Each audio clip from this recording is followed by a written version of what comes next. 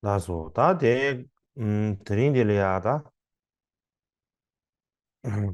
아주디 라옹거즈베디 다니마 소시니마 시바르 차데요 세상 딜리아 Hari ini hmm, 사람기니 eh, 스타데데 야다 소시시 adalah merupakan hari keempat tentang 50 아니 ayat tentang guru. Jadi pertama-tama di 데즈마우스 sini kita akan memberikan 아니 salam kepada 가자 semuanya. Yang paling utama adalah 아는세야 yang ikut serta 콩게 dalam Arya 콩게 Sema ini, para biksu yang 콩게 mengikuti Arya Sema ini, dan 제제지다 juga para pendengar 네 yang mendengarkan lewat 다 internet. 테마 Semoga semuanya dalam keadaan sehat-sehat. Dan hari ini 뭐 쇼체발이야 saya akan melanjutkan memberikan pengajaran tentang 50 ayat tentang guru.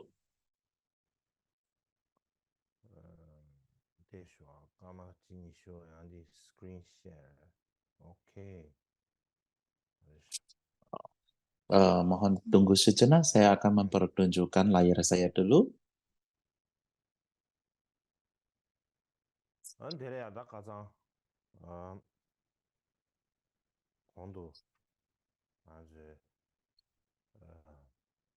다들이 sabjeti be tisi kashura ta chuburu chasta kare kana chi tenden shtan be de ta ne kebas kemdo anda kapden da de chawaru kar dono de ba de ta she seza da zo zo de kaza rongul cheba de dyuden gabliya ane da Saya zamba tidak tahu cheba lagi che komentar ya siapa yang harus zamba dibawa. cheba Lah, che itu hari zamba saya cheba cheba mengambil che che che da Jackson tisi Dapa punya subye komentar. Jadi itu kaza adalah cheba merupakan bagian 콩게 pengenal tanda dan juga yena termasuk tadi Hindustan ta bagian yang sera untung. Hindustan Dan ia da membagikannya kaza menjadi soba da 3 cha topik soba da utama. chens Dan saya ya berbicara cheba tentang hal cheba da cha itu. songja ni Jadi yang da pertama adalah yang perkenal dengan bagian da daripada kaza ne pemula, ia mempunyai 2 bagian, cheba cheba yaitu telia penghormatan dan lame juga doji sene tekad untuk lame sheba bernulis. che Yang pertama tuishi adalah doji sa ene kaza bersujud. Jadi di sini aku bersujud bagaimana istilah di da ti kaki cheba teratai che Sang ne Buddha da yang de ne adalah penyebab Hindustan tercapainya kondisi kaza Wajrasatwa yang yong agung da mulia. Ini adalah lame bagian lame penghormatan. Jadi shebe untuk doji menjelaskan sheba makna daripada doji pada hal doji ini, beberapa hari yang lalu saya Inalaya Mishiraba menjelaskan berdasarkan komentar Mishiraba Sang Inalaya Sekerta, Dadi Shishashe dan Shusimare Datirin Delia saya telah menjelaskan Kare Shwe kata-katanya Delia berdasarkan Kare komentar itu. Dan hari Shikanji Sheba ini Delia Tada Pyo Kanjeng Jonglia Ene Tem- Lamang Jubebe saya akan menjelaskan kata-kata Dani ini sebagaimana Nakaza dijelaskan Jibare dalam komentar Tikti Jisu Chabo Yenze dalam tradisi Tibetan Lamang tentang Jibare 50 ayat, Shibare yang terutama adalah Desa yang Tatiam salah satu yang Desa dari yang tertua, ya, yaitu yang berasal dari Jason Dapagasen, salah satu yang tuanya. Dan saya mengambilnya sebagai dasarnya. Dan ini akan saya ambil dari sini untuk menjelaskan.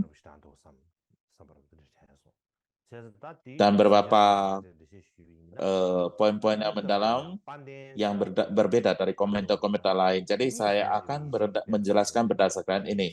Jadi yang di sini Agung Mulia mereka memiliki kemuliaan ataupun keagungan karena mereka mempunyai kebijaksanaan non dual. Jadi di sini Tapak Gasser mengatakan Agung Mulia itu artinya adalah mereka memiliki keagungan dan kemuliaan karena mereka mempunyai kebijaksanaan non dual. Lalu apa itu non dual itu? Yaitu Wajra dan Sadwa. Wajra artinya adalah kekosongan dan Wajra itu adalah welas asih yang bersifat non-referensial ataupun tidak berbeda. Dan Wajra kekosongannya dan welas asih yang tak terpisahkan itu adalah sama seperti samadhi laksana Wajra. Dan kondisi tingkatan di mana adalah Wajra ini menjadi bermanifestasi. Dan penyebab mencapainya itu yaitu mencapai kondisi daripada welas asih dan kekosongan yang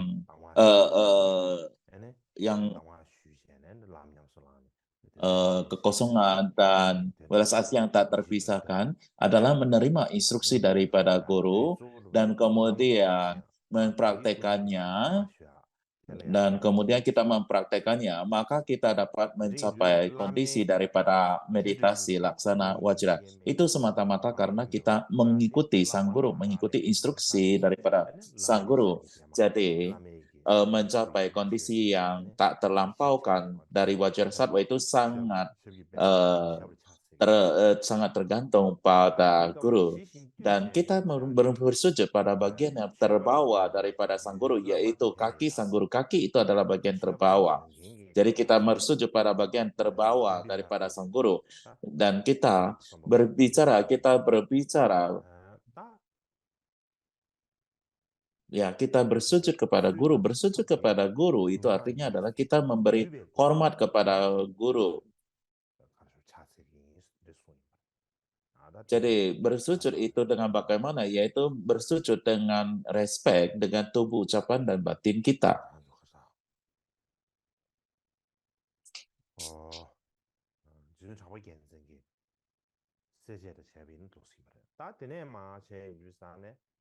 Jadi itu adalah penjelasan menurut Galsen Trapa Jackson.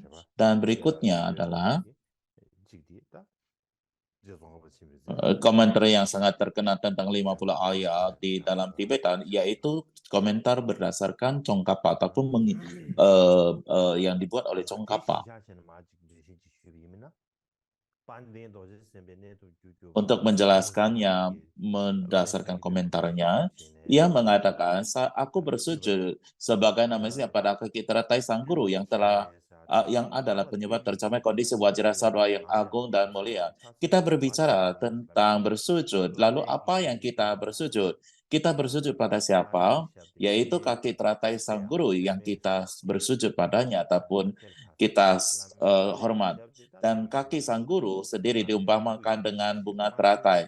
Sebagaimana saya jelaskan di depan, kaki guru adalah merupakan bagian terendah daripada tubuh sang guru. Dan orang yang memberikan penghormatan berdasarkan teks ini, yaitu menggunakan bagian tubuhnya yang tertinggi dari tubuhnya, itu kepalanya, dan menaratakannya pada bagian terendah daripada kaki guru, yaitu kakinya. Jadi dengan melakukan hal demikian, ini mempertunjukkan benar-benar penghormatan yang sangat-sangat menghormati ataupun penghormatan yang sangat mendalam sekali.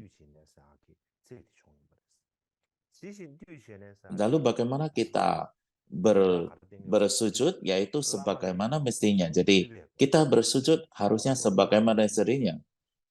Bersujud sebenarnya yaitu kita menghormati sang guru dengan 3 gerbang kita, yaitu tubuh, ucapan, dan batin, bukan hanya dengan kata-kata kita. Semuanya secara bersamaan pada sang guru. Dan cara kita melakukan persujudan itu adalah seperti yang dijelaskan dalam kitab suci. Jadi cara untuk memberikan penghormatan pada guru dan menunjukkan respect sama guru itu dijelaskan di dalam teks, di dalam tantra. Jadi berdasarkan hal itu, berdasarkan kitab suci ini adalah cara menghormati sang guru atau bersujud pada sang guru. Jadi lalu apa itu seguru yang kita memberikan hormatnya? Lalu apa itu? Seperti apa itu guru?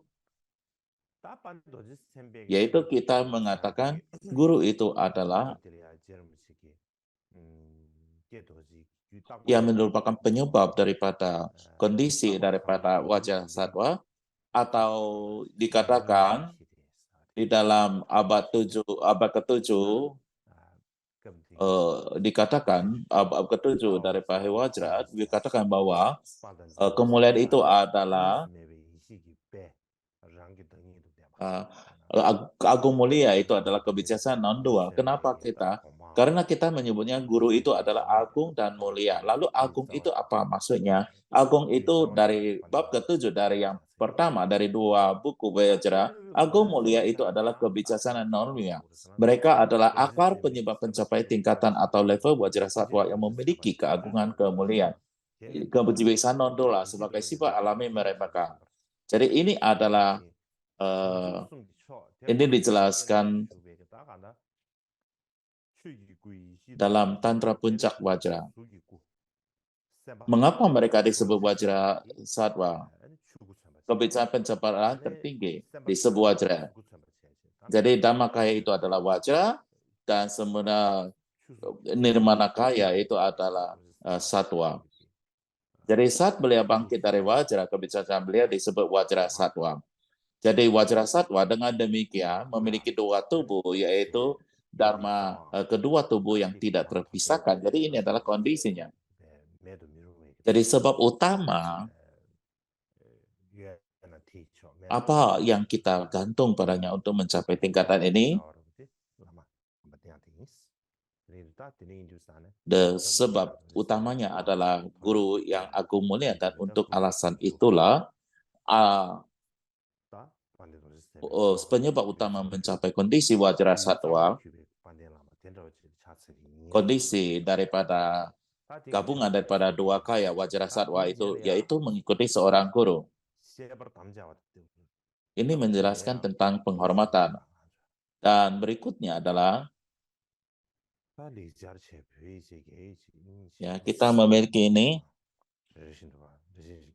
ini ada bahasa Tangseng Sekerta, Tibetan, dan Chinese menunjukkan kata-kata ini, tapi kita akan memakan cukup banyak waktu bila mana menjelaskan semuanya, jadi saya tidak menjelaskannya. Dan berikutnya adalah mengenai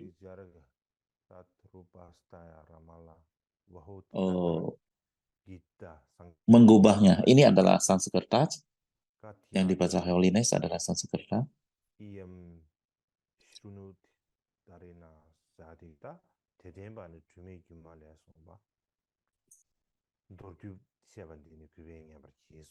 Mengikuti mereka telah dijelaskan dalam banyak tantra tak bernoda. Saya akan meringkaskannya secara singkat. Dengarkanlah ini dengan penuh hormat.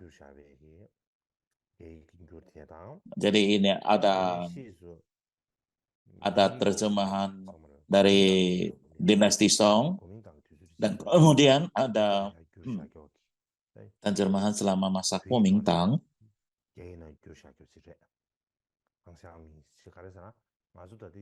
dan juga terjemahan dari Tibet ke Cina.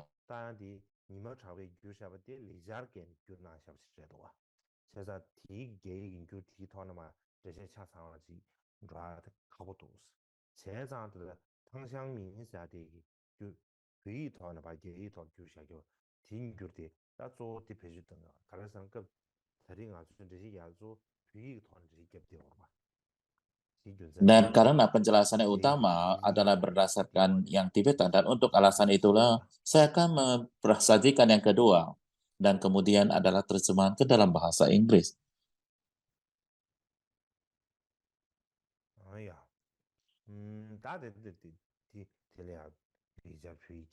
Jadi inilah dia. Sanskerta, Tibetan, Chinese, dan English.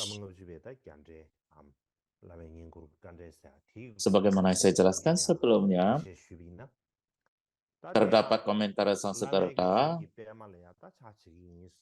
tentang poin-poin mengikuti guru. Jadi setelah kita menghormati guru, apa yang harus kita lakukan?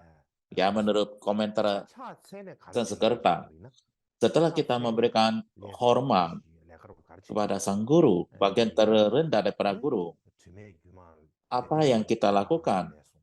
Apa yang kita lakukan setelah itu? Lalu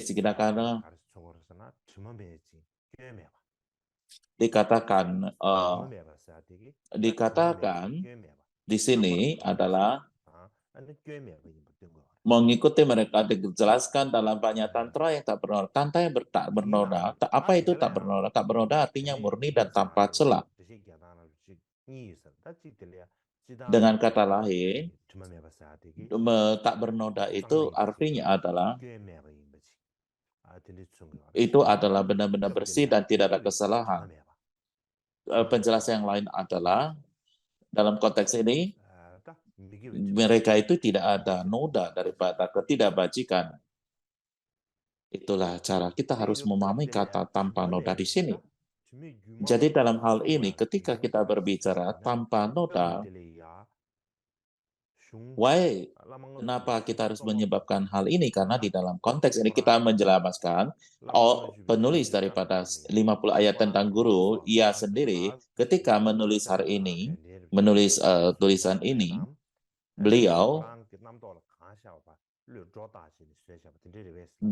tidak hanya mengarangnya sendiri, ataupun menulis apa sesuka dia, karena ini semua apa yang ditulis adalah yang disebutkan di dalam banyak tantra. Di dalam banyak tantra-tantra yang agung, dan ia mengambil poin-poin utamanya dan kemudian menyusunnya. Dan untuk alasan inilah ia mengatakan sebagaimana yang disebutkan di dalam tantra, banyak tantra yang tak bernoda. Ini mengatakan bahwa penulis 50 ayat ini menulis tidak berdasarkan apa yang ia pikirkan, tetapi itu adalah berdasarkan apa yang diajarkan oleh Wajadara dan esensi daripada semua tantra yang diajarkan di semua tantra dan diakompilasikan di sini. Dan kemudian tantra. Apa itu tantra? Kita memiliki kata tantra, kita juga harus menjelaskan makna daripada tantra ini. Berdasarkan menurut komentar India, tantra itu artinya berkesinambungan ataupun berkelanjutan, dan di sini dalam konteks ini diklasifikasikan menjadi 3 menurut sebab dan seterusnya, yaitu tantra sebab, tantra hasil, dan tantra sarana.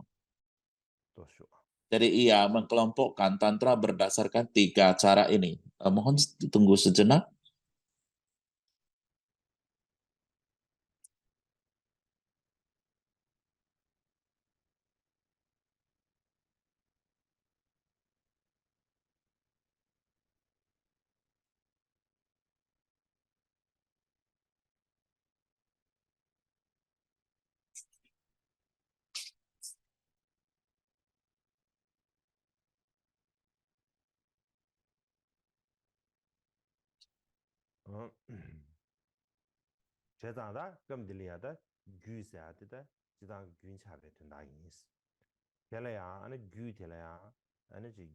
Jadi di dalam konteks ini, tantra itu artinya adalah kesinambungan.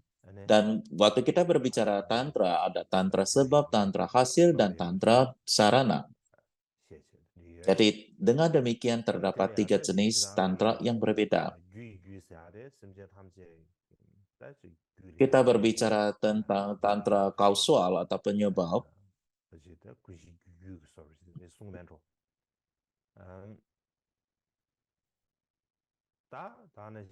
Dia terdapat demikian banyak keluarga berbeda, dan juga terdapat banyak sekali makhluk hidup di dalam keluarga tersebut, masa keluarga Buddha.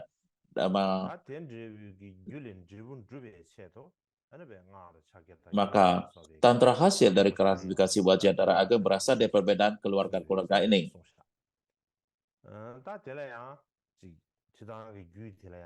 Dan tantra sarana itu adalah karena banyak sekali sarana besar seperti sarana besar ritual seperti mantra dan mudra. Karena kalau sifatnya utama, maka mereka dibuka dengan banyak ritual, sehingga muncullah seperti istilah kriya tantra, sarya tantra, yoga tantra, tantra tinggi, tantra yang tak terlampaui, dan sebagainya. Dan poin di sini adalah menjelaskan tantra rahasia, mantra rahasia. Jadi cara untuk menjelaskan cara melayani guru dijelaskan di dalam tantra-tantra ini, bagaimana cara yang tepat untuk melayani guru dan sebagainya, dan semua ini diajarkan di dalam banyak sekali tantra-tantra yang tak bernoda ini.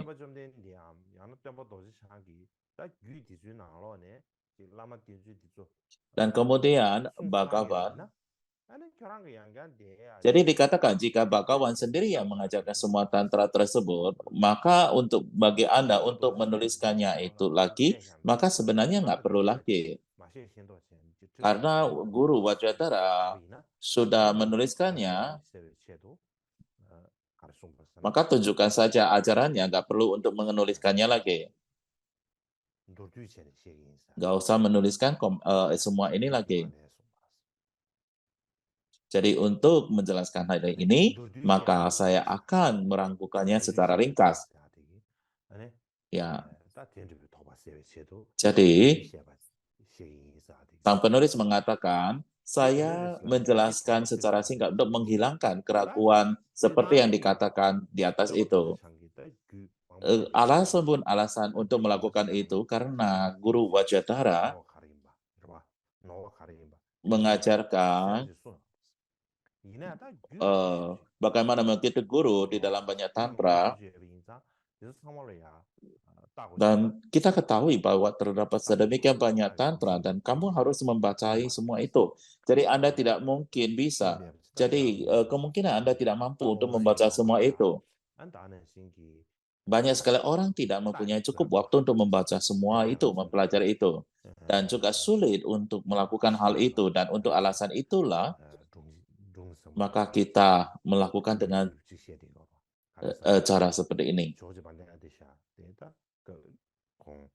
Seperti ada satu cerita ketika Atisa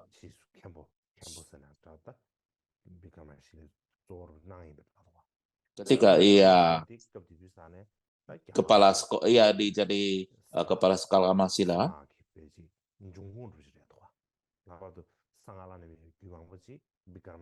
ia seperti sumber daripada Vajrayana di India dan juga banyak juga ajaran-ajaran tantra banyak berasal dari Kamasila.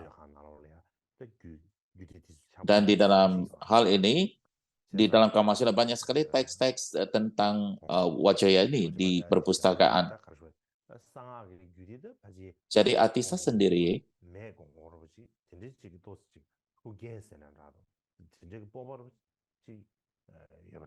dan ia berpikir merasa tidak ada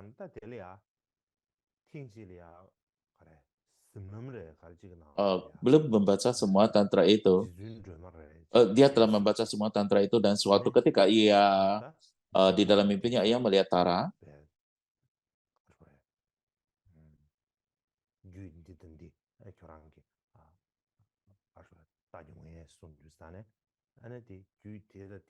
Apakah kamu sudah membaca ini, tantra ini? Saya sudah lupa tentang teks itu atau mungkin saya tidak pernah membacanya atau mungkin saya lupa teksnya. Jadi, apakah kamu masih mempunyai kesombongan bahwa semua teks tantra sudah Anda baca? Bahkan Anda tidak tahu ini bukan? Jadi ketika saya menjelaskan tantra ini, menanyakan tantra ini, tantra itu pada Anda, saya hanya memberikan beberapa teks tentang tantra, bukan? Dan Anda mengatakan bahwa lupa membaca itu dan tak pernah mendengarkan itu. Dan ini mengurangi kesombongannya. Dan dengan demikian itu, ia pergi ke Tibet.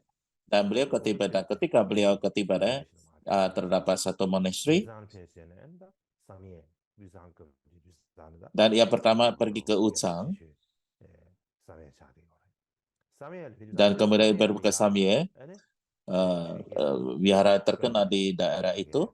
Jadi ia pergi ke Samye. Terdapat banyak sekali perpustakaan ya waktu Kekaisaran Tibet, dan di sana itu banyak tulisan naskah-naskah Tibet dan tentang Vajrayana terdapat beberapa teks. Dan ketika membaca teks Vajra ini,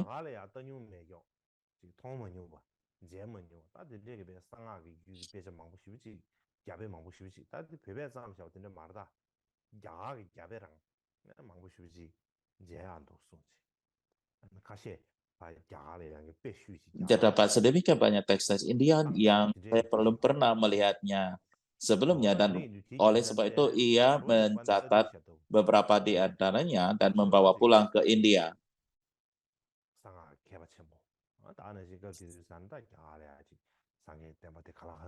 Jadi sediakan besar dari Wajayana.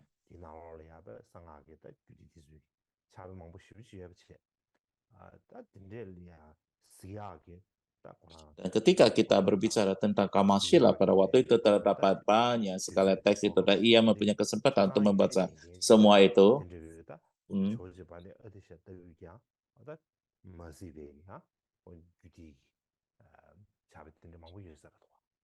Jadi seperti Atisa sendiri saja masih banyak sekali buku-buku atau teks yang belum pernah ia baca. Jadi nggak perlu ngomong lagi orang-orang umum lainnya. Lagi lebih banyak mungkin banyak yang tidak pernah dibaca. Jadi dengan demikian sang penulis dengan katakannya mengatakan bahwa sebenarnya banyak sekali orang takut untuk membaca semua, baca-baca buku-buku semua itu. Banyak sekali orang takut membaca sedemikian banyak buku ini. Jadi dari semua buku-buku ini, ia mengambil ekstrak kemudian mengkompilasinya, dan ia mengekstrasinya dan kemudian mengumpulkannya dan menjelaskannya. Demikianlah kata sang penulis.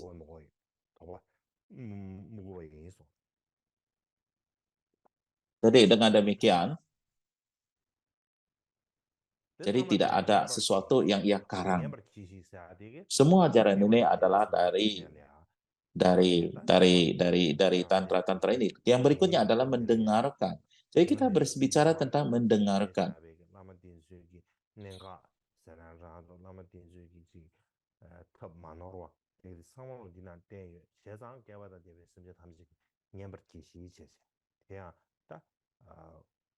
Di sini dikatakan, sang penulis mengatakan,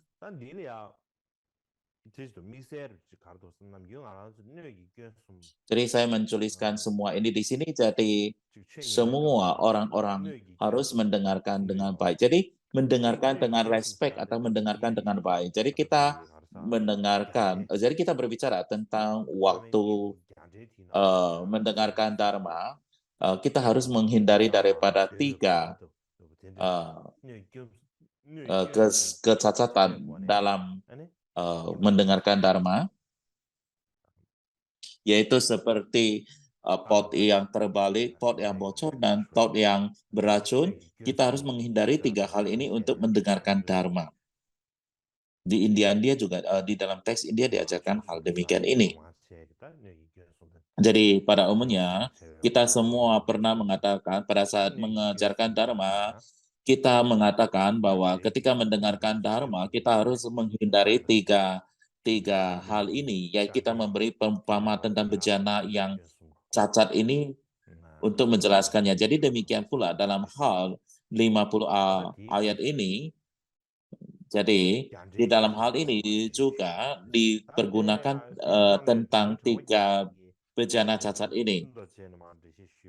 Awalnya ini adalah kita berasal daripada India, kemudian pertama kita mengambil komentar dari India, kemudian kita juga mengambil komentar Drapagasen. Jadi kita mendengarkan dengan hormat. Apa itu artinya mendengarkan dengan hormat?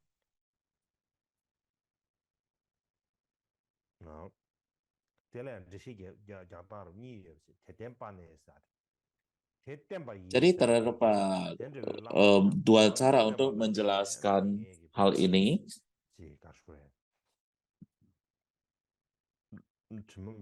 Mendengarkan dengan hormat. Lalu kemudian mengikuti. Mengikuti itu, mendengarkan dengan hormat. Mendengarkan dengan hormat itu adalah, yang pertama adalah cara mendengarkannya itu dengan memperhatikan katakannya. Yang kedua adalah mendengar dengan mengikutinya.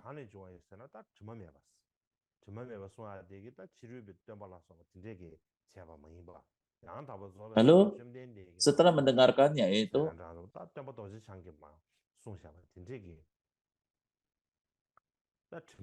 kemudian kita setelah mendengarkan, kita mengikuti. Mengikuti itu berarti telah mengikuti salah satunya. Jadi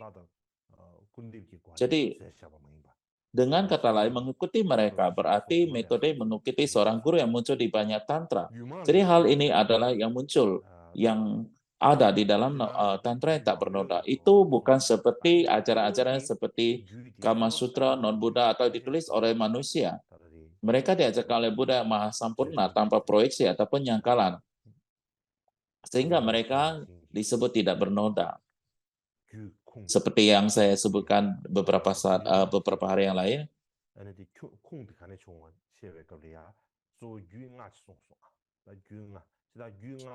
ketika kita berbicara tentang 5 poin, dia berbicara tentang 5 tantra utama. Berdasarkan tantra ada 5. Kemudian ketika kita berbicara yang asli itu ada 6, Vairocana, Beresisa, Yamantaka, Samaya, dan yang ke-6 adalah wajah Panjara.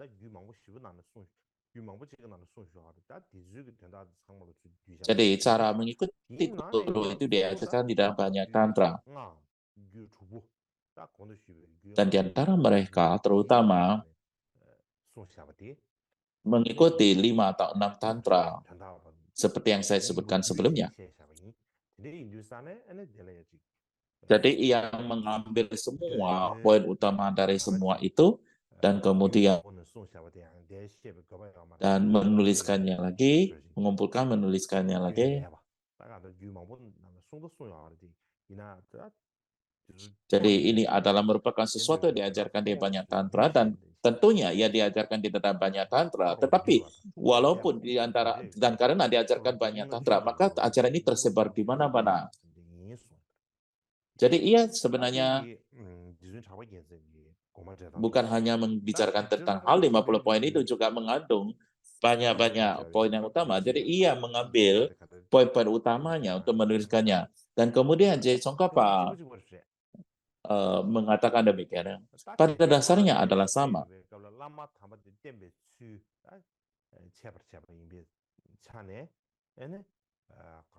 Setelah bersujud pada mereka, lalu mengerti mereka, mengikuti mereka telah jelas dalam banyak tantra dan yang tak bernoda. Saya akan menjelaskannya secara singkat. Dengarkan hal ini dengan penuh hormat. Jadi mengikuti mereka ini dijelaskan, bukan sekedar apa yang ia tulis sesuka hati.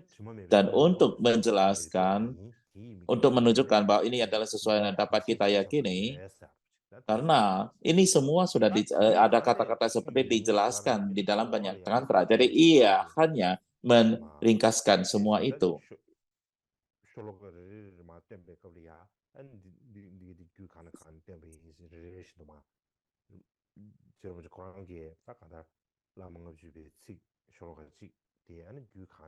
Dan di dalam komentarnya, J. Tsongkhapa menuliskannya berasal dari mana tantra-tantra ia berasal, sumber untuk tulisan ini. Jadi dengan demikian,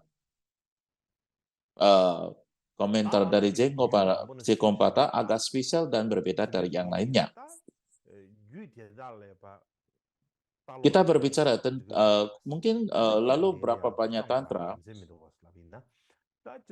Kalau kita menulis, kalau kita mengatakan bahwa ajaran 50 ayat ini terdapat di dalam banyak tantra, lalu kenapa Anda menulisnya lagi? Baca aja di sana. Ya tentu saja ada di sana, tapi ia sangat panjang sekali. Dan urutannya juga berbaur dan tersebar di mana-mana. Dan oleh sebab itu, maka saya hanya mengumpulkannya dan mengurutannya lagi dengan urutan-urutan yang tepat. Jadi dengan demikian, maka tulisan ini bukan berarti tidak berguna ataupun tidak bermanfaat.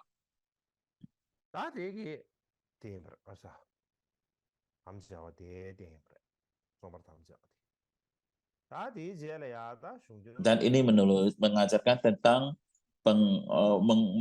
pengarangnya. Dan berikutnya adalah bagian aktual daripada teks tersebut.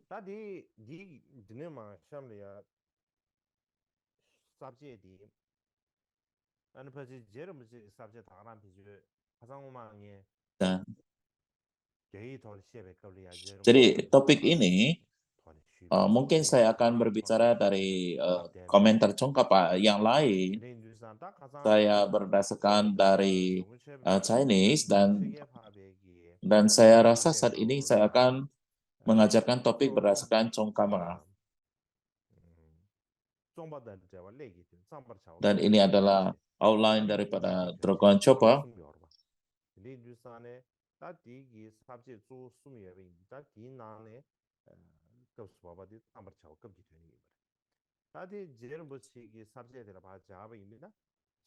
Jadi menurut bila mana kita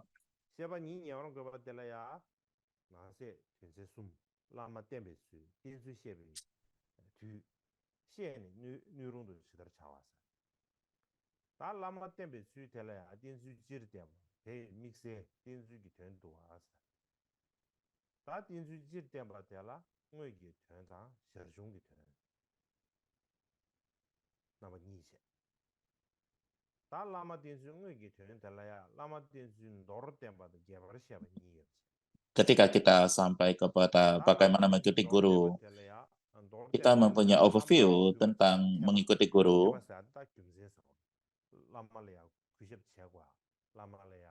Dan apa logika untuk mengikuti guru, lalu kenapa kita harus menghormati guru, kenapa kita harus menganggap, respect pada guru.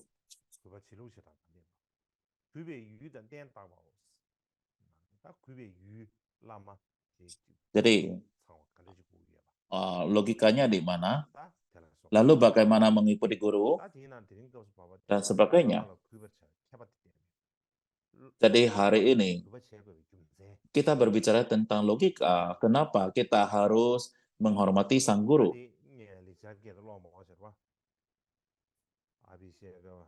Dan saya akan membacakan yang Sanskerta di sini.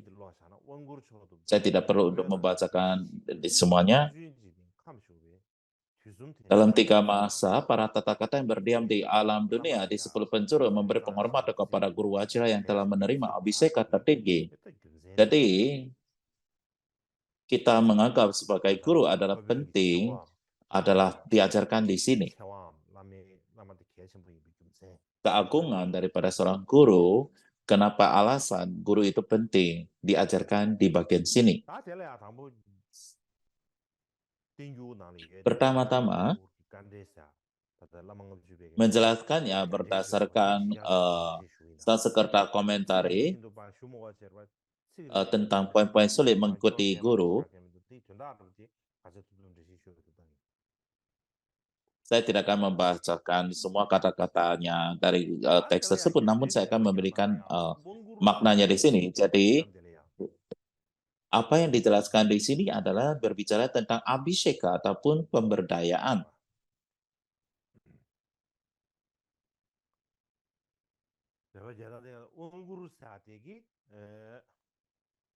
Jadi, abhiseka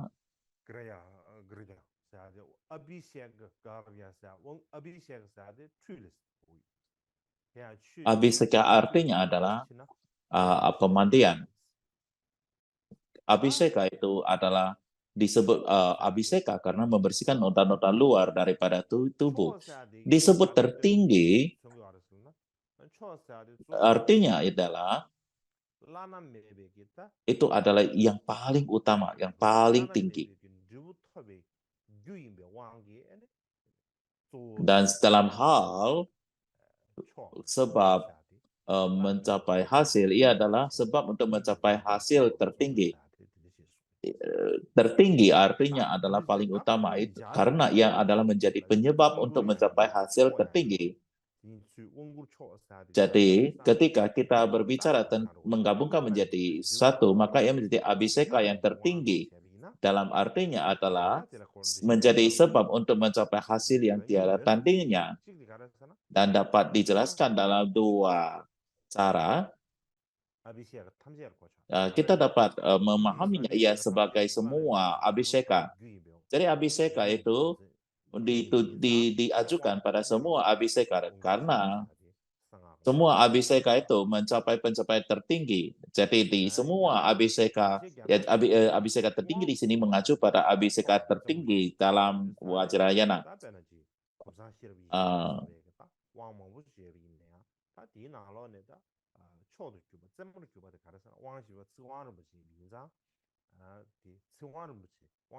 Dan yang lainnya, penjelasan lain itu adalah kita tahu bahwa empowerment atau abhiseka itu ada abhiseka fast, abhiseka kata dan sebagainya. Jadi dikatakan bahwa abhiseka tertinggi itu adalah abhiseka yang keempat. Jadi ketika kita berbicara tentang abhiseka tertinggi, maka ini bisa berkasa abhiseka semua abhiseka wajana atau abhiseka keempat yaitu abhiseka ucapan. Jadi seorang guru wajra itulah adalah orang yang telah menerima abhiseka tertinggi ini dan ia memiliki kualitas ini dan itulah sebabnya kita mengatakan bahwa ia telah menerima abhiseka tertinggi. Kita berbicara tentang Vajracharya. Vajracharya itu adalah guru wajra. Ada dua cara untuk menjelaskan guru wajra. Dan pertama, wajra itu berarti adalah disiplin dari Vajradhara. Karena mereka terlibat di dalam disiplin itu, maka ia disebut sebagai guru wajra. Karena mereka terlibat di dalam kedisiplinan Vajradhara, maka ia disebut sebagai guru wajra. Dan dengan kata lain, wajra itu berarti kebijaksanaan non-dual yang tidak dapat dipisahkan antara kekosongan dan juga welas asih yang tidak dapat dipisahkan, dihancurkan oleh apapun. Itu sama dengan wajra.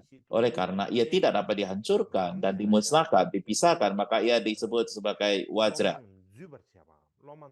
Ketika mereka memperkenalkan hal ini, yaitu non-dualisme kepada sang siswa dan membawa sang siswa itu kepada hal demikian ini, maka mereka disebut sebagai guru wajra. Jadi ini adalah cara lain untuk menjelaskan guru wajra. Jadi yang tak terpisahkan, yang tak dapat dipisahkan dan dihancurkan itu adalah wajra, dan orang yang membawanya ke dalam jalan itu dan membawa murid-murid itu terlibat di dalamnya itu adalah sebagai guru, maka itu adalah guru wajra. Ini adalah dua cara untuk menjelaskan Vajradhara. Yang berikutnya adalah Tathagata. Juga terdapat dua cara untuk menjelaskan Tathagata berdasarkan komentar Sang Sekerta. Cara yang pertama adalah mereka yang telah mengetahui dengan tepat semua waktu, segala jalan, dan segala sesuatu yang dapat diketahui. Mereka mengetahui segala sesuatu, semua fenomena sepanjang waktu.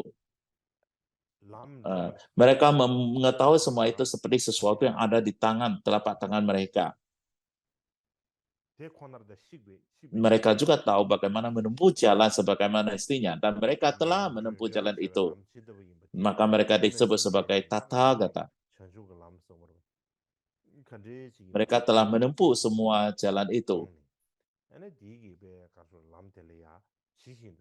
Mereka telah memahami jalan pencerahan itu, dan mereka sudah melewati itu semua. Itulah yang menjelaskan tentang Tathagata. Cara lain untuk menjelaskan Tathagata adalah karena mereka berbicara persis seperti apa yang pantas kepada para siswa sesuai dengan niat keluarga dan waktunya. Jadi mereka tahu niatnya dari mana keluarganya dan dharma apa yang tepat untuk diajarkan kepada mereka. Karena mereka mengetahui semua ini, maka mereka dapat mengajarkan berdasarkan niat dan juga ketertarikan dan juga kapasitas dari masing-masing individu.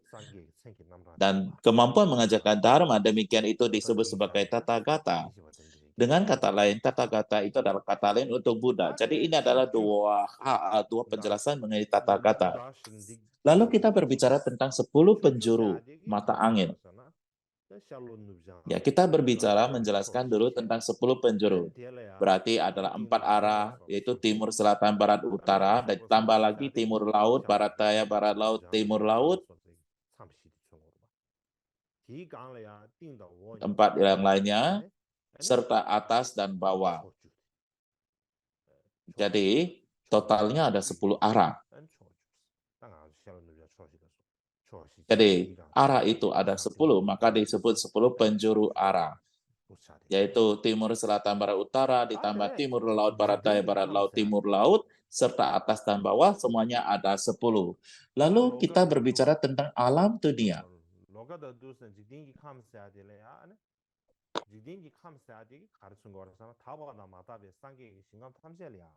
Kita berbicara tentang alam rendah.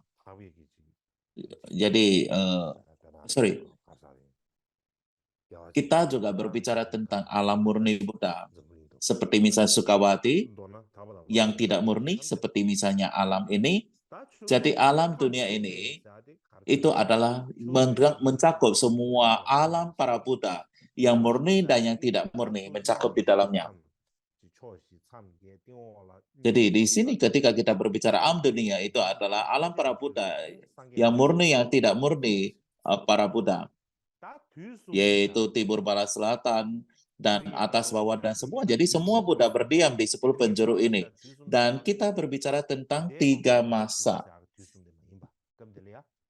Jadi ini, di sini perlu diperhatikan dalam konteks ini, 3 masa itu bukan berarti masa lampau, masa sekarang, dan masa yang akan datang, tetapi melainkan pagi, siang, dan sore hari. Jadi arti 3 waktu di sini adalah pagi, siang, dan sore hari. Jadi dengan demikian maka kita mempunyai 3 waktu. Jadi artinya para Buddha datang dan memberikan hormat atau sujud pada 3 waktu ini. Jadi 10 Buddha dari 10 penjuru datang dan bersujud. Jadi disinilah kita mengatakan bersujud.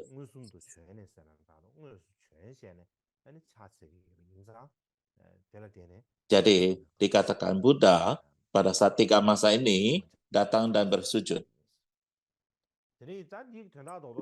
Maka kita mengatakan mereka memberi hormat dan bersujud. Jadi poin utama di sini adalah semua guru, semua Buddha dari 10 penjuru datang pada pagi hari, siang hari, dan sore hari. Mereka datang pada 3 masa ini kepada Guru Vajra. Dan bahkan Buddha dari 10 penjuru bersujud pada guru. Dan di sini akan muncul satu keraguan-raguan. Dan kita berbicara tentang guru ataupun guru Vajra. Jadi di sini mungkin ada keraguan. Guru harus bersujud kepada para Buddha dan para Vajra. Tetapi mengapa para Buddha dari 10 penjuru harus bersujud kepada guru?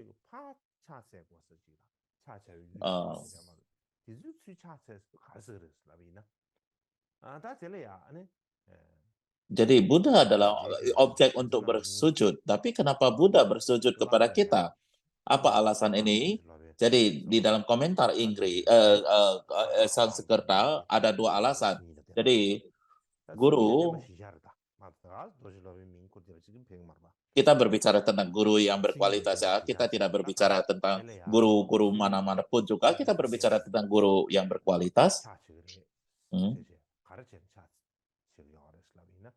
Jadi kenapa semua Buddha dan Bodhisattva dari 10 penjuru bersujud kepada mereka? Ada 2 alasan. Yang pertama itu karena guru adalah tubuh dari Wajradhara. Ya, seorang guru yang kualitas adalah tidak terpisahkan dari Wajradhara.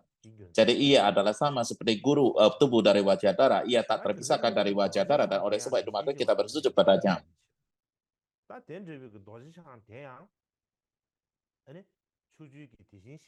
Dan alasan yang kedua adalah karena Wajadara adalah hakikat sejati dari semua Tathagata.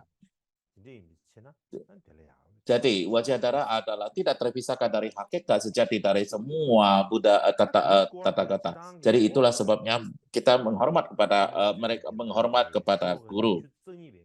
Dan topik ini dijelaskan lebih rinci lagi pada abad ke-22 yang mengatakan para siswa tidak boleh menganggap gurunya berbeda dengan Wajadara. Jadi ini berarti kita tidak akan berbicarakan tentang hal ini dulu. Dan bagaimanapun juga memandang guru sebagai seorang Buddha, memandang guru sebagai Buddha sesungguhnya. Apakah harus memiliki adalah penting untuk memiliki keyakinan dan devosi pada guru sebagai seorang guru Buddha. Ini bukan hanya diajarkan di satu tantra, tapi juga di dalam banyak sekali tantra. Contohnya di dalam bait ke-17 Kuasa Maya Tantra, dikatakan di sini, kemudian Bodhisattva Mahasabha Maitreya, ia bersujud kepada semua Tathagata dan menanyakan satu pertanyaan, dan pertanyaannya adalah Bhagawan. Jadi bagaimana semua Tathagata dan Bodhisattva memandang seorang guru yang telah diabhiseka sebagai Gua Samajaya? Rahasia besar wajah tubuh, ucapan, dan batin semua Tathagata. Jadi bagaimana semua guru, semua Bodhisattva Buddha memandangnya?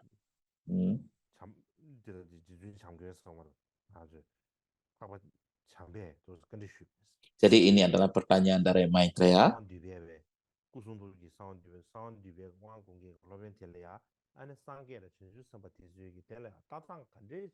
Bagaimana semua Tathagata Bodhisattva memandang seorang guru yang telah diabhiseka sebagai Gua Samaja, dan bagaimana mereka menghormati dan memandangnya. Dan semua Buddha Tathagata menjawab. Semua Tathagata dari 10 penjuru berkatakan putra dari keluarga berbudi luhur, semua Tathagata dan semua Bodhisattva memandang mereka sebagai Bodhicitta Vajra.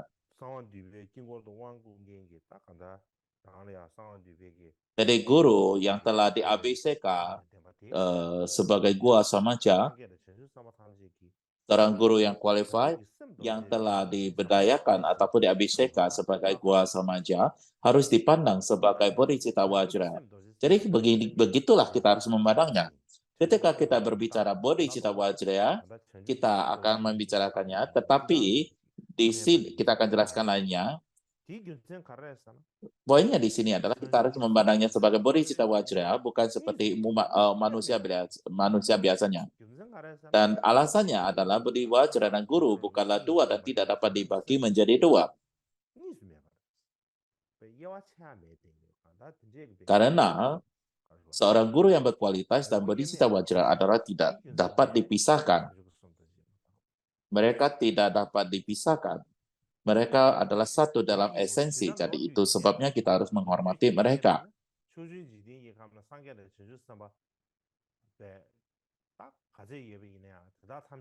Putra keluarga berbudi luhur untuk mengajarkan beberapa. Singkatnya, semua Buddha Bodhisattva berdiam dan hidup serta bersama di dunia di 10 penjuru datang pada 3 masa dan mempersembahkan kepada guru Vajra dan memberikan persembahan kepada guru Vajra, dan setelah mereka membuat persembahan kepada guru Vajra, mereka kemudian masing-masing kembali lagi ke alam Buddha mereka masing-masing, dan setelah mereka kembali, mereka akan mengatakan, kami adalah ayah dari semua Tathagata, kami adalah ibu dari semua Tathagata, kami adalah guru dari semua Tathagata.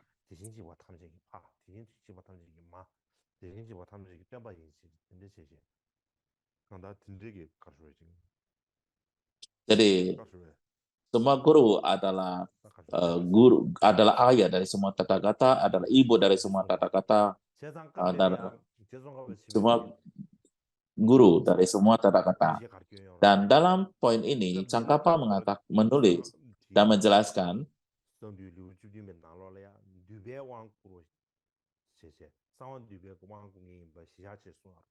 di dalam ayat ini,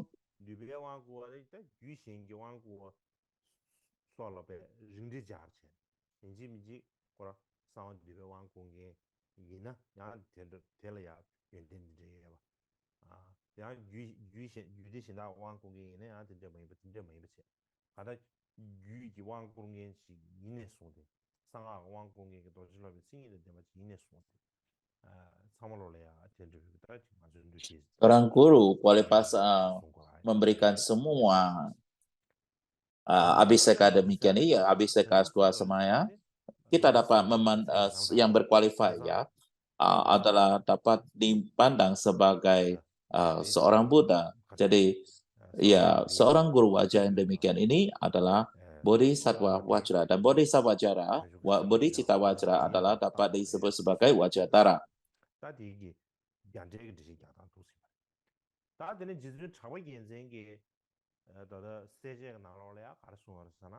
Jadi di dalam teks ini disebutkan orang guru yang memberikan abiseka itu tidak terpisahkan dengan Wajra, Bodhicitta Vajra dan adalah Wajatara. Dan penjelasan Jeksutapa Gyatsen mengatakan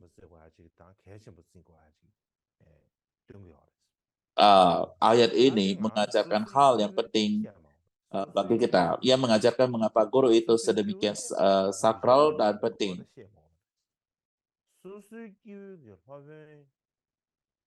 Ya, dikatakan bahwa semua tata kata memberikan moja pada guru, tak perlu lagi disebutkan kita individu biasa. Bahkan guru itu adalah individu biasa. Semua tata kata pun memberikan hormatnya. Jadi adalah logika bagi kita untuk melakukan hal yang sama. Nah, perlu lagi disebutkan adalah guru wajah itu adalah seorang Buddha. Sudah barang tentu kita harus menghormatinya. Bahkan seorang guru itu, guru wajah itu adalah seorang manusia biasa. Mereka itu dihormati oleh sang tata kata. Dan hal ini diajarkan di dalam 4 tantra yang berbeda. Menjelaskan di dalam cara yang berbeda. Dan ini diajarkan dalam 4 tantra berbeda. Dan ada 4 cara untuk menjelaskan hal ini menurut 4 tantra. Dan yang pertama ini adalah menurut Kriya Tantra, Wajasisnisa Tantra. Jadi seorang guru wajah telah menerima abiseka tertinggi di dalam Wajrasinisa mengatakan guru wajah yang telah menerima abiseka tertinggi itu adalah Buddha Dipankara. Abiseka tertinggi adalah harus dipahami sebagai samadhi laksana wajra. Karena menerima samadhi laksana wajra, maka ia sudah mencapai abiseka tertinggi. Jadi ini dapat dipahami sebagai Buddha Dipankara yang telah menerima abiseka tertinggi ini.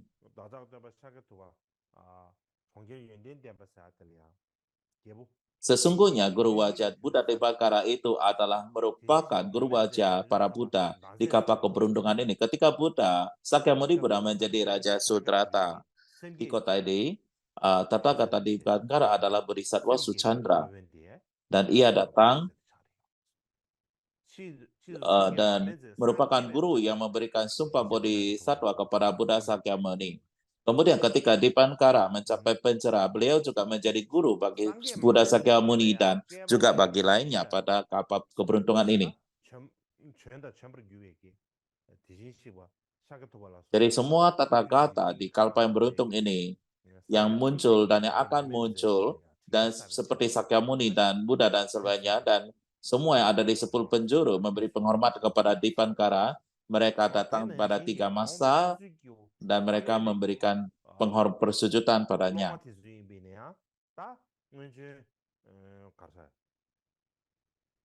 Dengan demikian, maka tidak perlu lagi disebutkan tentang calon siswa yang merupakan individual biasa untuk mengikuti guru-guru di masa lampau, Mas Buddha di masa lampau, di Pankara dan juga guru-guru lainnya.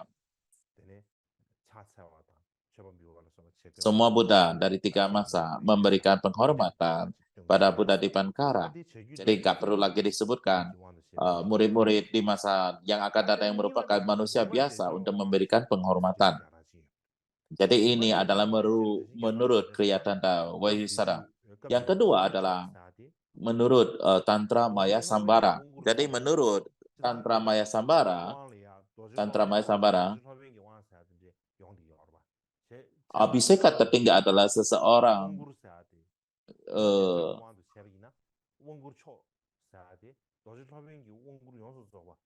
adalah Abhiseka guru wajah secara lengkap.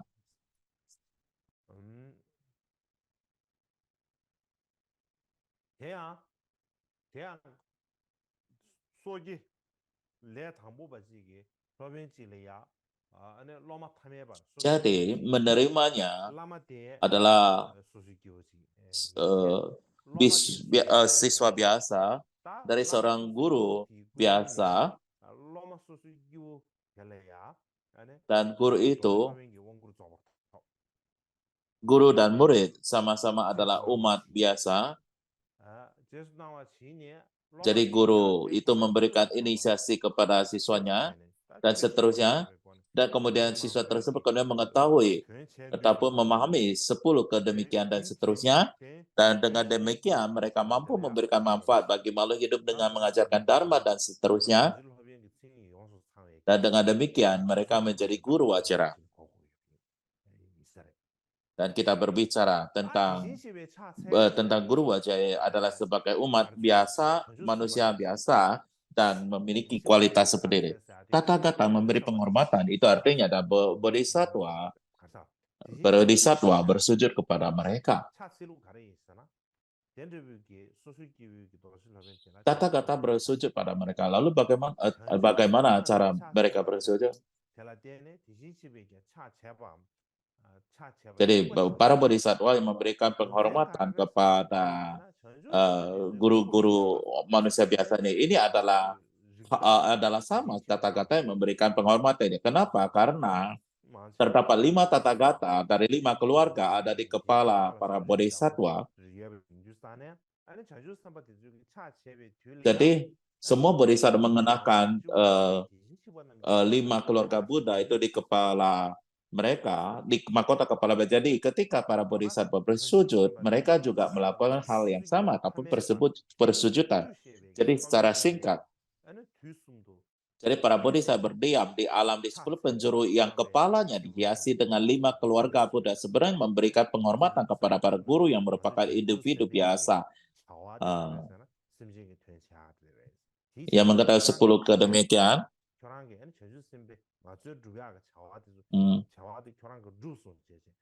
tak perlu lagi mengomong manusia biasa seperti kita. Jadi untuk alasan ini,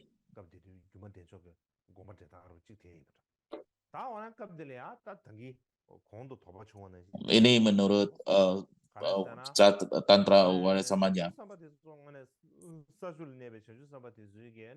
Jadi kita berbicara bodhisattva bersujud.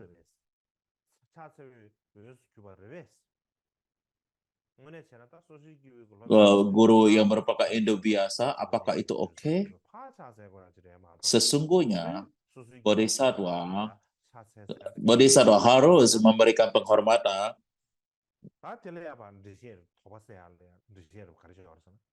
Namun perlu perlu dikatakan penjelasannya adalah sedemikian, bukan seperti seorang bodhisattva besar memberikan penghormatan begitu, karena bodhisattva itu memberikan persejutan itu karena mereka itu merasa senang.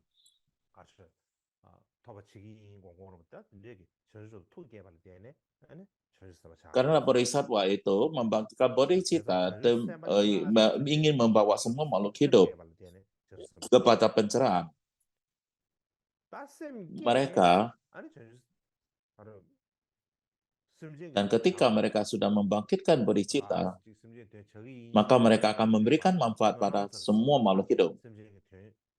Apakah Anda hanya mengucapkannya sebagai aspirasi? Itu tidak perlu cukup. Anda harus terlibat di dalam aktivitas untuk memberikan manfaat kepada semua makhluk hidup, bukan hanya aspirasi saja. Tetapi Anda juga harus memiliki bodhicitta keterlibatan. Kita harus membangkitkan bodhicitta keterlibatan dan berlatih. Dan para guru Vajra sendiri adalah memberikan abhiseka yang mematangkan, mengajarkan dharma, memurnikan semua, dan juga memberikan manfaat bagi banyak hidup makhluk hidup, bukan? Karena mereka memberikan manfaat bagi banyak hidup itu bukankah demikian itu berarti dengan demikian berarti mereka mengurangi beban para bodhisattva untuk memberikan manfaat kepada makhluk hidup yang harus mereka tanggung, bukan? Jadi seperti ada beban yang sangat berat di punggung daripada bodhisattva itu. Jadi para guru wajah ini meringankan sedikit daripada beban mereka itu.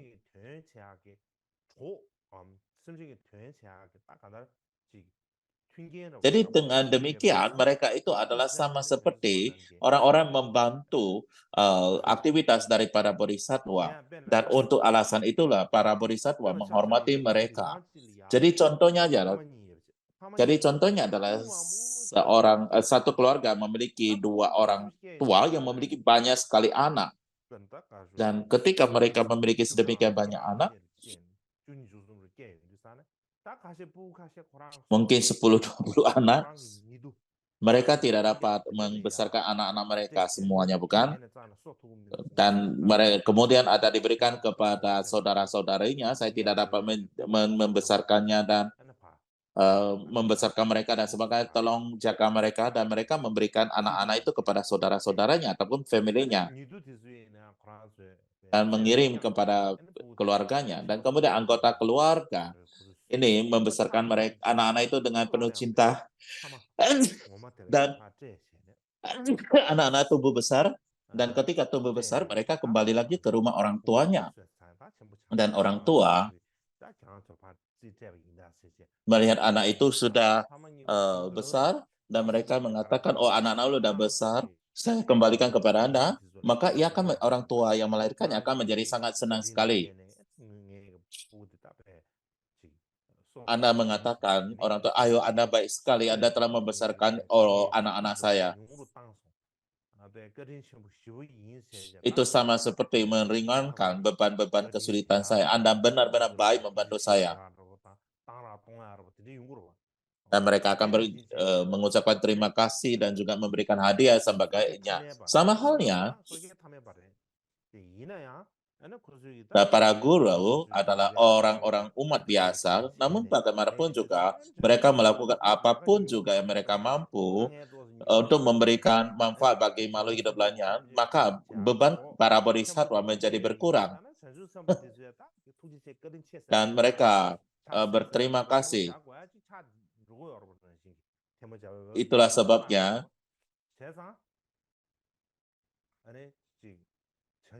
dan mereka mengatakannya dengan merangkapkan tangan, kedua telapak tangan, dan mengucapkan terima kasih. Jadi ini adalah pemahaman tentang bersujud pada seorang guru wajah yang menjadi individu manusia. Mungkin kita akan tidak begitu paham, menjadi tidak begitu nyaman. Lalu kita mengatakan, kenapa manusia biasa, guru wajah layak untuk dihormati? Dan oleh sebab itu, oleh karena itu, Bodhisattva tingkat bumi ke-10 bersujud kepada seorang guru wajah orang biasa. Lalu apa perlunya lagi siswa biasa bersujud kepada guru? Jadi ini adalah ajarannya. Ini adalah menurut Mahasamaya Tantra. Yang berikutnya adalah Tantra Gua Samaja dan Wajra Panjara.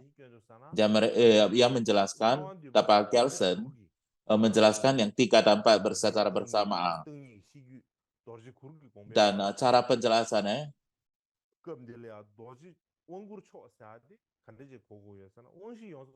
Wajra Pandara adalah merupakan tantra penjelasan kepada Wajra Tantra.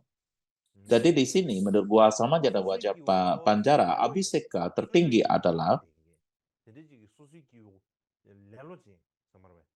Abhiseka yang lengkap. Dalam kaitannya dengan individu biasa yang sangat malas, guru di sini ia adalah seorang guru wajah karena ya walaupun guru wajah ia ada sedikit malasnya.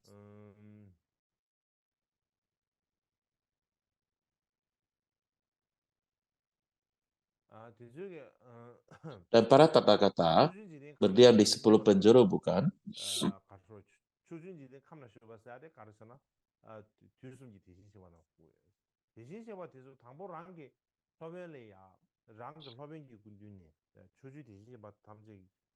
Mereka mengikuti siapa? Mereka ini mendapatkan abhiseka daripada guru wajah ini, lalu kemudian mereka berpraktis dan kemudian mencapai hasil. Jadi boleh dikatakan mereka dibandingkan guru yang malas duluan mencapai kebudaan. Jadi ada murid yang seperti ini.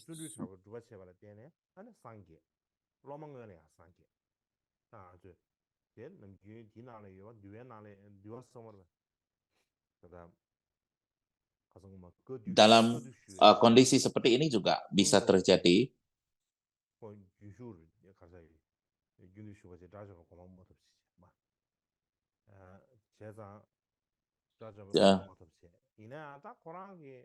dalam ajaran Liwai Hidup Buddha kita juga melihat bahwa Ananda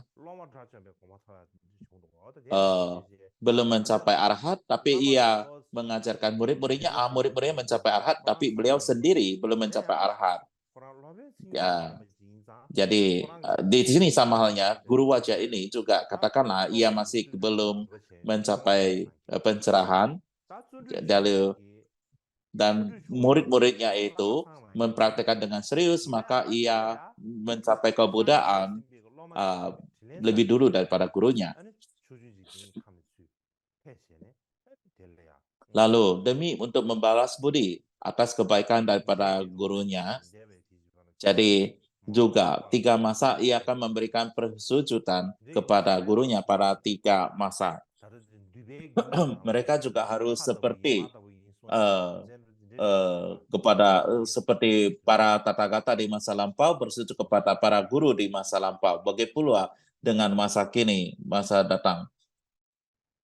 Jadi kita harus juga melakukan hal seperti ini, memberikan hormat kepada sang guru.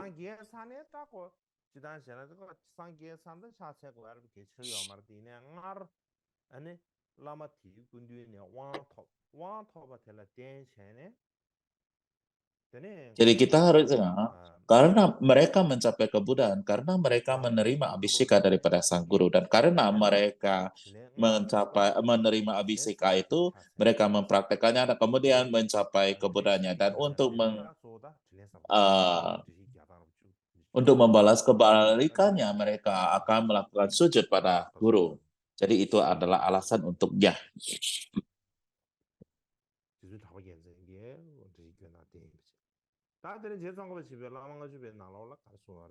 Ini adalah penjelasan dari Drapajasan.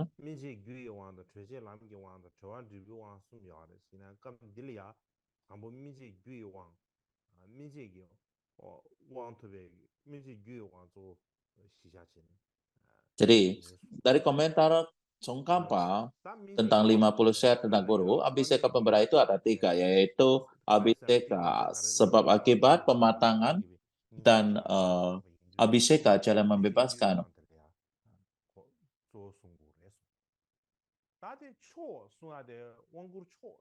Dan di sini kita berbicara siswa yang menunjukkan rasa hormat kepada seorang guru yang telah menerima abhiseka atau pemberdayaan pematangan tersebut. Di mana kita di sini uh, uh, di sini pada bagian di sini dijelaskan bahwa sang siswa menunjukkan rasa hormat kepada seorang guru yang telah menerima abhiseka pemberdayaan pematangan tersebut. Yang agung artinya murni. Suatu abhiseka pemberdayaan diberikan sebagaimana diajarkan dalam tantra mengenai guru yang telah menerima. Hal itu dari 3 bagian komentar.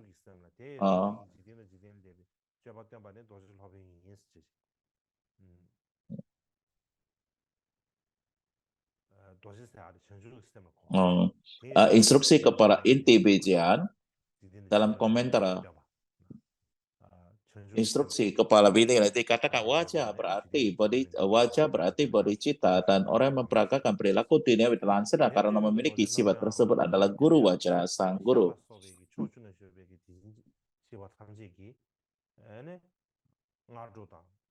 Jadi para tathagata yang berdiam di 10 penjuru timur dan seterusnya yang telah pergi dan bereaksi ke akademia datang pada 3 periode pagi, siang, dan sore dan memberikan penghormatan kepada mereka.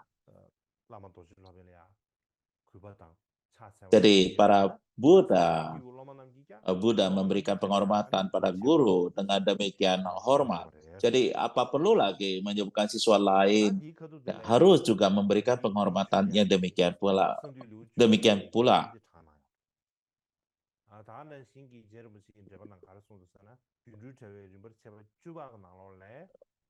Jadi dengan demikian ia mengutip kata-kata dari bab ke-17 dalam Gua Samaja.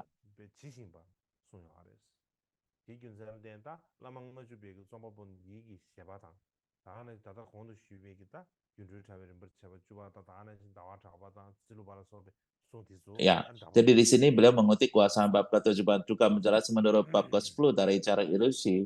Banyak sedekiawan dan tidak termasuk sadar keti culepas itu pada Gemalakan mengabaikan hal ini untuk menganggap kata-kata tersebut. Dalam arti normanya dan masuk dalam penulisan 50 ayat sebagai dalam persetujuan. Jadi di sini saya mengikuti mereka.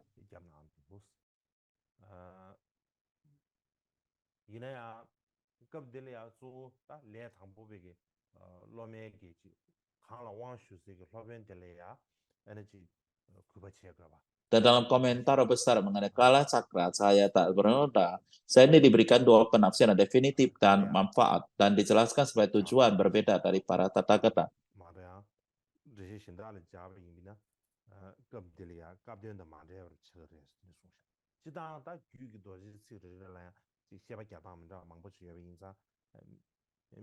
Jadi banyak sekali cara untuk memberikan penjelasan tentang ini. Tapi bagaimanapun juga kita berbicara tentang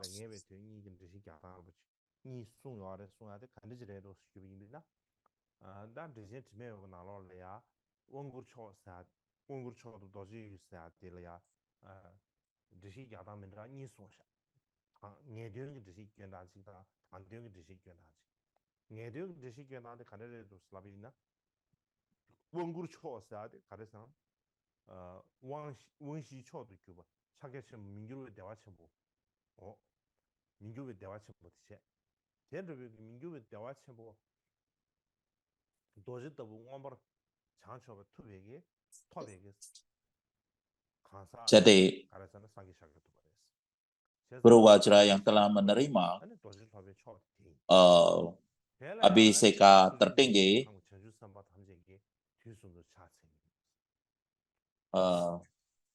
adalah Buddha Sakyamuni. Jadi Buddha Sakyamuni adalah guru wajah tertinggi yang telah mencapai pencerahan nyata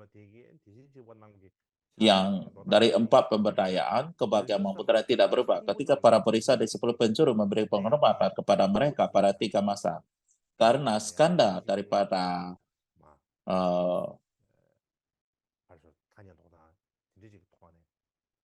skanda atau kelompok kehidupan mereka disebut sebagai tathagata. Jadi karena ada 5 skanda atau panca skanda, maka terdapatlah 5 kata-kata. Atau makanya ketika mereka memberi sujud, para bodhisattva bersujud, maka tata kata bersujud. Jadi atau para bodhisattva itu mengenakan tata kata di mahkota mereka. Jadi ketika para bodhisattva bersujud pada bodhisattva, jadi lima skanda mereka juga bersujud kepada Buddha, dan untuk alasan inilah ataupun ini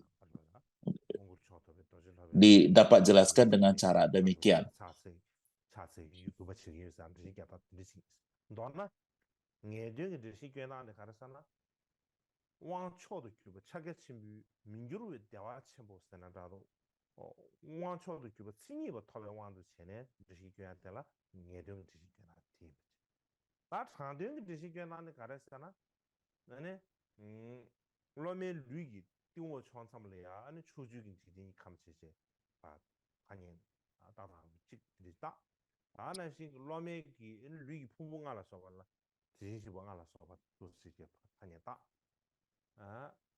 Lalu kita punya pancaskanda.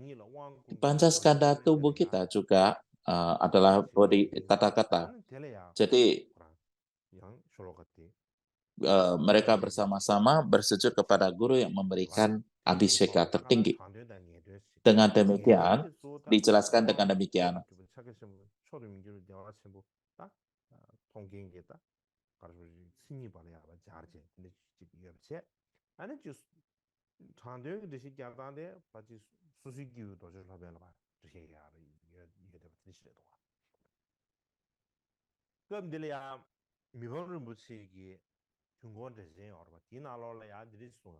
Dalam hal ini,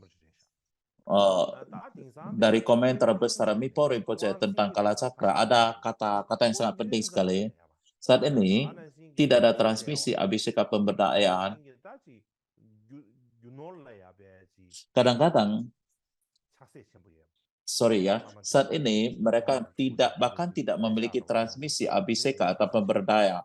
Namun, serahkan terhadap substansi, samaya mengambil posisi sebagai guru dan memberikan abhiseka. Jadi mereka itu berpura-pura seperti seorang guru wajra dan menuangkan air dari vas ke kepala seseorang. Jadi tidak ada kepastian.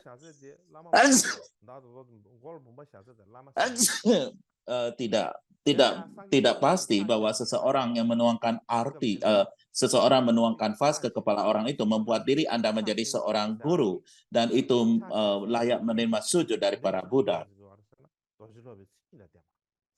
Jadi kita berbicara tentang para Buddha dan Bodhisattva memberikan kepada persujudan. Kita berbicara kepada guru yang memiliki kualitas, guru yang kualitas, yang memiliki semua kualitas, yang seseorang yang layak untuk menerima persujudan dari para semua Buddha dan Bodhisattva dari tikamasan. Bukan hanya seseorang yang mengatakan bahwa mengaku dirinya adalah guru wajra dan kemudian mengambil vas dan kemudian menuangkan air kepada setiap orang-orang. Dan Mipo Rinpoche juga lanjut mengatakan di masa kemerasatan yang parah nih, banyak orang yang tanpa memikirkan ajaran dan makhluk itu, tanpa memikirkan semua air itu, mereka berupaya untuk menipu orang-orang yang berkeyakinan, orang-orang yang murid-murid yang bodoh, mereka yang tidak tahu apa yang terjadi, jadi mereka menipu ataupun membodohi orang ini. Dan karena hal ini, jadi kita harus memeriksa dari awal apakah guru itu adalah seorang kualitas atau tidak.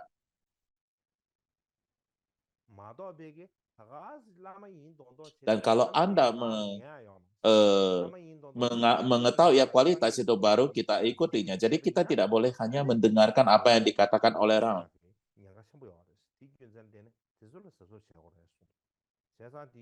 Jadi kalau Anda hanya melihat seseorang yang tampil sebagai guru dan percaya pada kata-katanya dan menganggap sebagai guru, kita harus sangat berhati-hati terhadap hal ini. Jadi kita berkata para guru itu adalah sangat penting sekali, tetapi kita harus memperhatikan bahwa guru yang penting itu adalah bukan setiap orang yang hanya menyandang lama ataupun menyandang nama titel atau sebagai lama, bukan hanya seorang yang katakan intelijen. Tapi kita harus mempunyai poin untuk melihat apakah ia adalah seorang guru atau tidak. Kita harus mengetahui sampai tingkatan tertinggi apakah ia itu adalah seorang guru yang benar. Jadi bukan hanya mengikuti setiap orang yang menganggap atau disebut sebagai guru.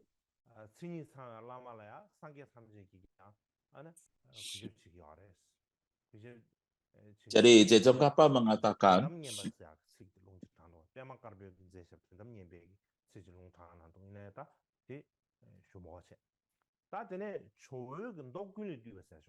ia mengambil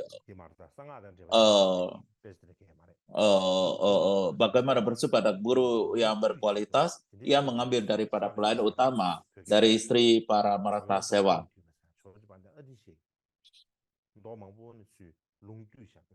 Jadi ini adalah merupakan kutipan dari Atisa, dari sutra-sutra. Apa yang dikatakan di dan juga ada ringkasan sutra, dan Buddha berkata kepada Ananda, jika seorang bodhisattva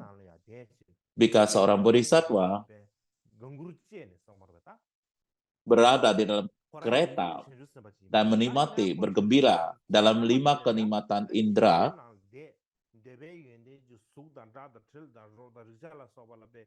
jadi mereka itu kelihatan bodhisattva, tetapi mereka duduk di atas sebuah kereta dan mereka menikmati daripada kenikmatan 5 keindera itu, makan makanan enak, memakai pakaian indah, dikelilingi oleh banyak orang-orang yang bagus atau cantik.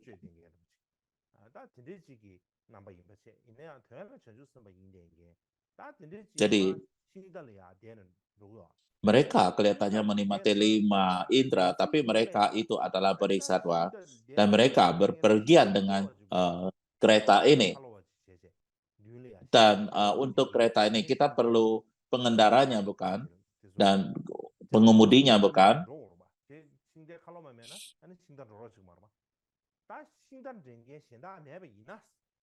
Jadi kalau tanpa pengemudi, keretanya tak akan jalan, bukan? Dan bila mana tidak ada pengemudi lain di sana Ananda, dengarkan, ketika Tathagata akan menempatkan kereta bodhisattva di atas kepala mereka.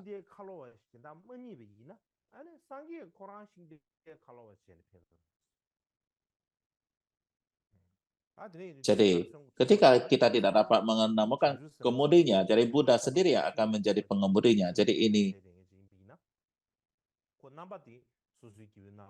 ini menunjukkan bodhisattva yang benar-benar memberikan manfaat bagi makhluk hidup.